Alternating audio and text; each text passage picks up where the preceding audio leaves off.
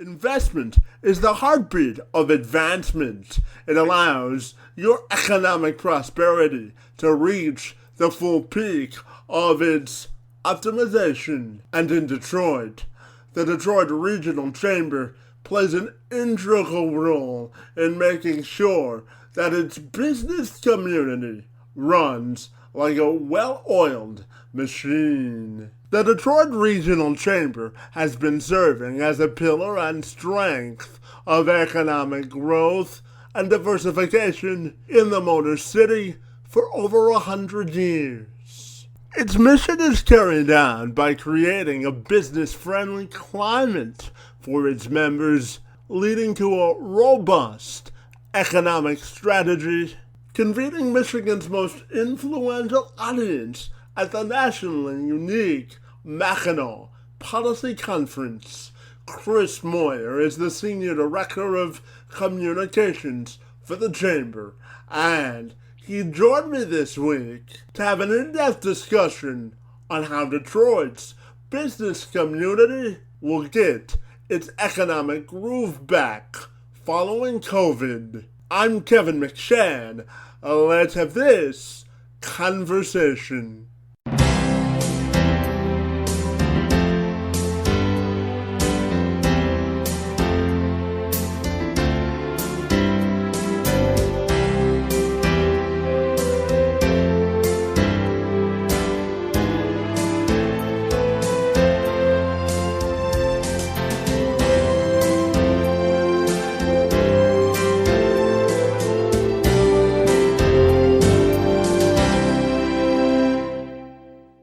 After 15 months spent in lockdown, thanks to COVID-19 restrictions and health protocols, I asked Moyer to begin our discussion by detailing what the full reopening of the Great Lakes state means for Detroit's economic recovery.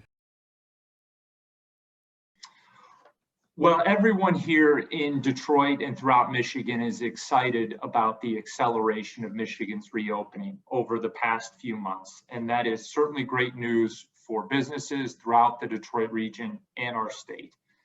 I would point out that leaders at every level of government worked very hard throughout the pandemic to mitigate the impact of restrictions on businesses. Sometimes they got that spot on. There were certainly times throughout the multiple waves of the pandemic that more restrictions were needed. But as people have started to become more vaccinated and as case levels have dropped precipitously in Michigan, opening things back up even more fully is clearly the right course of action.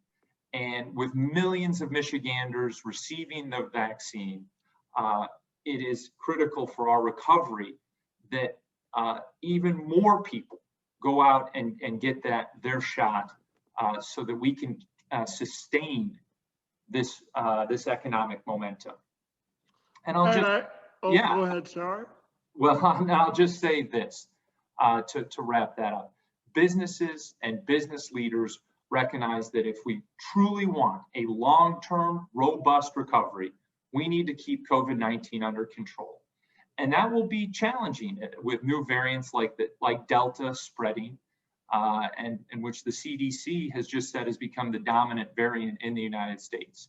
So right now, with easy access to the vaccine, the sweepstakes program, My Shot to Win, offering Michiganders the chance to win millions of dollars in prizes by getting their vaccine, and cases at record lows, there is no better time for people to get a vaccine than right now. And it's the fastest way to ensure a speedy economic recovery. I'm sure you would agree with that as well.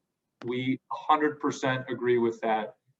Fastest way and the way to sustain that recovery requires a lot of people to be vaccinated. And I know at the Chamber, Chris, you have your economic prosperity strategy, which is based on 5 pillars, which helps the 11 counties in Detroit to be educated, employed, and ready to compete in the 21st century economy globally. So I'm wondering if we can review the economic prosperity strategy and what it means for the businesses you serve after COVID. Well, absolutely. The Detroit Regional Chamber looked at how our region can compete in a global economy. And we identified 5 pillars being talent, community, people, global connectivity, and next generation mobility as our stake in the ground of what separates us as a city, as a region, as a state, and what makes Michigan and Detroit very special. And the Chamber truly believes that this all starts with talent and people. It's critical we attract people to Detroit and Michigan and give them the economic opportunities that make them want to stay here. Talent and education have become so important. The Detroit Regional Chamber now has the largest suite of talent and education programs in the state, other than the state of Michigan itself. And those efforts are led by our CEO of a talent council, chaired by Peter Quigley, CEO of Kelly.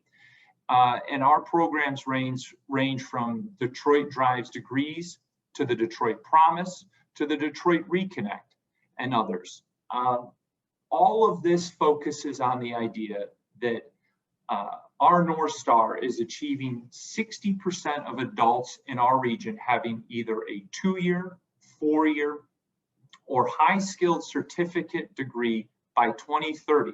So we've just got 8.5 years to do that, and currently we're at 48.9% of adults having one of those levels of post-secondary education. So we've got a lot of work to do. But when we create a community that emphasizes talent, when we foster a quality of life and community, when we lean into more than a century of Detroit leadership on automobility, this, we believe, will set us up for long-term success and the people of our region for long-term economic success and prosperity as well. And Chris, as you know, Detroit is largely comprised of African Americans and women specifically. So I'm curious to ask you specifically about those two demographics, because if the African American community in Detroit is prosperous, it's good for the region. So I'm wondering the Chamber's thoughts on spurring economic opportunity for Black-owned businesses and women specifically.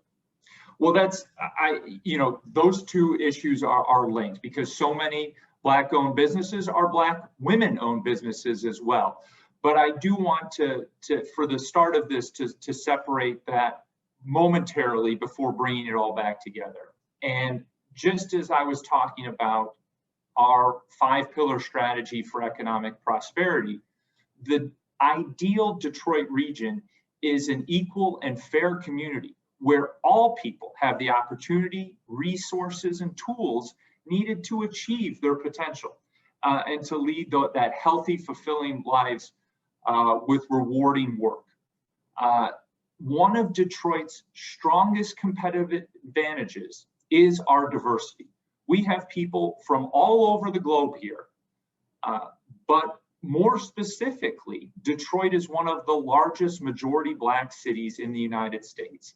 And the onus is on all of us in government, in the business community, and the education community to ensure that Black Detroiters have access to all of those opportunities that allow them to thrive. That's those that own businesses, those that are workers, those that are retired or going to enter the labor force someday. We need to make sure that this is a community where Black Americans can thrive. And to get there, each of us has that responsibility of advancing racial equity within our circles, our workplaces, and our sub-communities within Detroit. And for years, the Detroit Regional Chamber has led programs and initiatives to make education more equitable for Detroiters, empowering the neighborhoods in our community, and empowering those entrepreneurs that are leading the charge, those Black-owned businesses in the city and in the suburbs as well. And so we have also advocated for fair and equal legislation on transportation options, and embracing critical conversations on race and equity, and access to opportunities and capital for growth. And I'll just say this, that in the past year, since George Floyd's tragic murder, we have also reflected on how we can do even more for the community. And this is a process. We continue to take a look at how we can foster a strong work culture that supports Black and diverse leadership within our organization at every level. We're looking at how we are spending money in our community and how we can support our members in creating a platform for diverse voices and diverse individuals, Black specific, to lead and succeed in our community. And that's going to be critical for everyone involved. Approximately 16% of the population in Detroit was living with a disability in 2018, according to the U.S. Census Bureau. And as the population ages, that number will only increase. The Bureau also reports, based on its American Community Survey released in October of 2020, it found that Detroit is the second largest impoverished city in America, with 30.6% of its residents living below the poverty line. And Moyer says that the Chamber sees a responsibility to also support individuals with disabilities when it comes to business and prosperity opportunities. Yes, the Chamber has done this and continues to do this. I would say that we are trying to actively work on legislative solutions, business access solutions that recognize that 20% of our population has some degree of different ability level. And for too long, society has been built around let's design and create a system for the quote unquote average. Well, this is just not the way of how we embrace economic opportunity for everyone.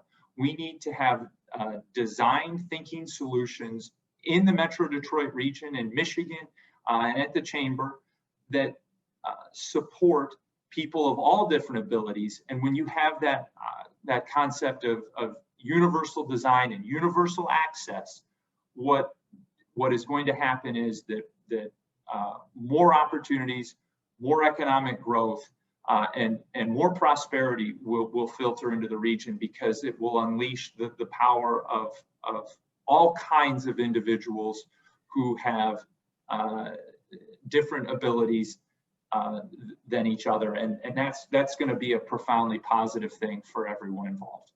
Absolutely. And Chris, I'm also wondering your thoughts on what do you think are the keys to full economic growth and diversification when it comes to recovering from COVID and post-COVID as well? What do you think that looks like on a broader scale when we talk about the Detroit business community? It's a great question, and I will just say that there is no one singular solution that is going to solve this. I want to circle back to that discussion about how we can make sure that women have access to great opportunities in the workplace, because that speaks to one of the issues that we have experienced in the first few months of this continued post-pandemic economic growth scenario that we're finding ourselves in. The business community in Michigan, in Detroit, nationwide has certainly seen a drop in labor force participation. And there are a variety of reasons for that. There is certainly an element that enhanced government federal benefits have contributed to some people staying out of the labor force. But recently in May, the Detroit Regional Chamber did a poll of 600 registered voters in the state of Michigan, and we explored the multitude of reasons of why people are staying out of the labor force. And we found that in particular, many women have left the labor force to take care of children, to take care of elderly parents, and helping them re-enter the labor force in a way that allows them to have that balance, to feel safe, because vaccines are continue to be administered, and we get truly past COVID is going to be critical. Another key element that Michigan in particular has to solve is the talent attraction and growing our labor force significantly. We found that about 22% of folks that had left the labor force since 2019 and have not returned were over the age of 50. Michigan has a large population over the age of 50. The manufacturing industry, which is one of, specifically the automotive industry, is one of Michigan's signature industries. And in 2019, almost a quarter of workers in the manufacturing sector were over the age of 55. So you bring those things together, and it clearly adds up to the fact of why our labor force participation rate is a little bit lower. All of those issues. And so there's not one single thing that we can do to solve this, but when we make sure that that we help expand childcare options, that will help folks that have stayed home to take care of children re-enter the labor force. When we create incentives like the Detroit Regional Chamber's 100K by Labor Day back to work incentive program that would offer returning employees $2,000 bonuses, and then employers an additional $1,000 to help people come back into the labor force. These are the types of proactive steps that we can take to address the current labor shortage that we're experiencing. Long term, the Chamber is very bullish on the direction of Michigan's economy and the direction of the economy as a whole. But let's to fully realize those opportunities, we really do need to take some of those proactive measures now. And you talk about taking proactive measures, and I know the Chamber is also very involved in neighborhood revitalization to get people to stay in the neighborhoods and working in Detroit business, in the Detroit business community specifically. So I'm wondering your thoughts on neighborhood revitalization and the role that the Chamber plays in that regard as well. The Chamber is so pleased to partner with Mayor Duggan and his administration on the investment in the neighborhoods. The city of Detroit had seen a great deal of investment in our downtown and midtown core over the past 10 to 15 years. But to truly reach that level of prosperity throughout the community, neighborhood investment is critical. And so the mayor and his team and the Detroit Regional Chamber have been working hard to support businesses and economic development zones throughout the city, creating a fabric and a network that really emphasizes prosperity and educational opportunities and economic opportunities that will benefit all Detroiters. And so we will continue to support those efforts. Absolutely. And, one of the great advantages of living and working in Detroit is the international border. And as you know, I'm originally from Windsor, and certainly I know our mayor here in Windsor is actively trying to get the border open more broadly as fast as it can. So I'm curious to get your perspective on the other side of the border, on the international border crossing, and how critical that'll be to make sure that it gets reopened so that Detroit can fully take advantage of the international border. Well, Kevin, first of all, man, I look forward to being able to cross that border and be with you in person sometime soon. And we do think that it is going to happen in a responsible, but the signs are headed in the right direction. Canada has done a fantastic job in the past couple of months of making sure that you have accelerated your vaccination rollout. And really caught up to where we are in the United States.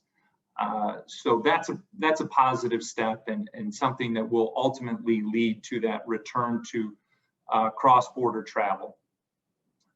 It is critical for our region that we're able to go back and forth across the Detroit River. 4 of the largest trade crossings between the United States and Canada are between Michigan and Ontario, and including the largest trade crossing of goods and services, which is the Ambassador Bridge between Detroit and Windsor. Those goods and services, particularly in regards to the automotive industry, have been able to remain open throughout most of the pandemic and for more than a year now. That has allowed for our automotive industry to continue to thrive.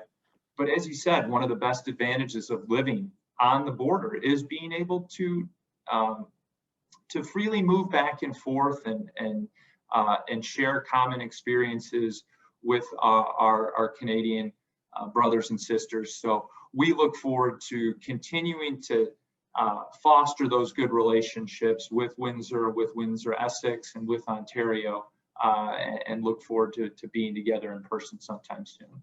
Hey, Chris, Detroit has a unique strategic advantage when it comes to its sports teams, having all 4 pro sports arenas within a quarter mile of each other. And Moyer says, as fans continue to re-engage and ignite their passion, as they all continue their renaissance and sustainable comeback, it can only be viewed as a net positive for the economic vitality of the region. It's a great advantage, and I will say that the Detroit Regional Chamber represents the 11 counties of Southeast Michigan, and so not just Detroit, but having all 4 major sports teams within about a mile of each other is really exciting and part of the Detroit revitalization story. It's a critical part of it.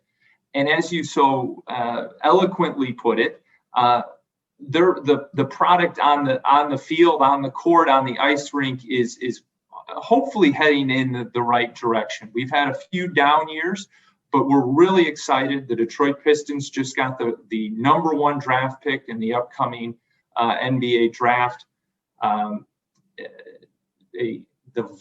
We also just announced that Arn Tellem, who is the chair of the Detroit Pistons, is going to be the vice chair of the Detroit Regional Chamber Board and the chair of the 2022 Mackinac Policy Conference. And he will then become the chair of the Detroit Regional Chamber Board of Directors. So we have a lot of ties with the chamber and the Detroit sports community. Our businesses are excited about the sports in our region. And I think that Detroit sports and Detroit as a whole we're on the rise. I'm also wondering your thoughts on the importance of leveraging Detroit's assets to attract new businesses and new investment in the region as well. Absolutely. So much of that goes back to that original conversation about attracting talent. As I look forward, as the chamber looks forward to the second half of 2021, 2022 and beyond, and where we get to over the course of the next decade, I am really heartened by where we were in 2019. And that is positioning Detroit as a growing tech hub, an area where people are coming and investing their time, their treasure, and their talent. This is really an area where people can make things happen, and that's exciting. In 2019, there was a real strong vibrancy in the city, and I can already see it in the first few months of reopening that we're headed back in that right direction. So as soon as you're able, make sure you come and visit Detroit. And I mentioned the Pistons and their #1 draft pick, but we're obviously very excited for Dan Campbell and the new era of Detroit Lions football. Let's hear those Lions roar. The gig economy accounts for more than a third of the total U.S. workforce, according to the Bureau of Labor and Statistics. As of 2017, there were approximately 55 million workers in the gig economy, and according to the most recent statistics in this area, there are now 57 million workers in the gig economy, which accounts for 36% of the entire U.S. workforce. Moyer says that it'll be important to give these workers a lifeline of support if the entire economic region wants to have a sustainable recovery. He took some time out to tell me what he believes the gig economy recovery will look like in Michigan. Well, two sectors of the economy that were significantly impacted by COVID, and as we looked at, as we looked at our economic analysis of how the recovery was proceeding in 2020 and in the first half of 2021, we really did see a strong K-shaped recovery, which is not exactly what you want to see. Folks in certain industries and certain sectors were doing extremely well, and about 20% of our economy was being held back and restrained just based on consumer behavior, and to a smaller degree, some government restrictions. That was particularly felt in hospitality, tourism, and parts of the gig economy as well. Now, as people are more vaccinated, as restrictions have been lifted throughout Michigan, and as people become more comfortable getting back out into the world of in-person commerce, this is an area where we are starting to see significant growth and revitalization as well. So there are a lot of reasons to be optimistic for both tourism and hospitality, and then of course the gig economy as well. Absolutely. And Chris, finally, I'm wondering your thoughts on the future of the Detroit business community, and what has you most excited? Well, it's what has me most excited is really what I was talking about. I think that there had been a pretty strong, uninterrupted decade of investment in the city, of people coming into the city and believing that Detroit was the place where they could make their economic dreams come true. And that goes for the region as a whole. It's not just Detroit, it is across that 11 county Southeast Michigan region. We were really on the move in the 2010s. And so prior to COVID, there was a lot of economic optimism, a lot of excitement, a lot of economic growth. And because of the collective resilience of our business community and a strong grit and determination that Detroiters and Metro Detroiters have, we are going to pick right back up where we were in 2019 and continue that upward trajectory, pushing on over the next decade. So I'm excited about all of the great opportunities coming to our region over the next few years. Just finally, Chris, if people want to get connected with the Detroit Regional Chamber, what's the best way they can accomplish that? Yeah, absolutely. So one of the easiest ways to get involved with the Detroit Regional Chamber is to visit our website, and that's detroitchamber.com. That's where you can find out about all of our events like the Mackinac Policy Conference, the Detroit Policy Conference, all of our programs around education and opportunities. So come and visit us at detroitchamber.com. Fantastic, Chris. I really want to thank you for an in-depth and insightful discussion about Detroit's economic recovery after COVID. Your time, insights, and perspectives are most appreciated, and I want to really thank you for joining me this afternoon. Kevin, it has been my pleasure, and as I said, I look forward to the border reopening and us getting together sometime in the near future. Absolutely.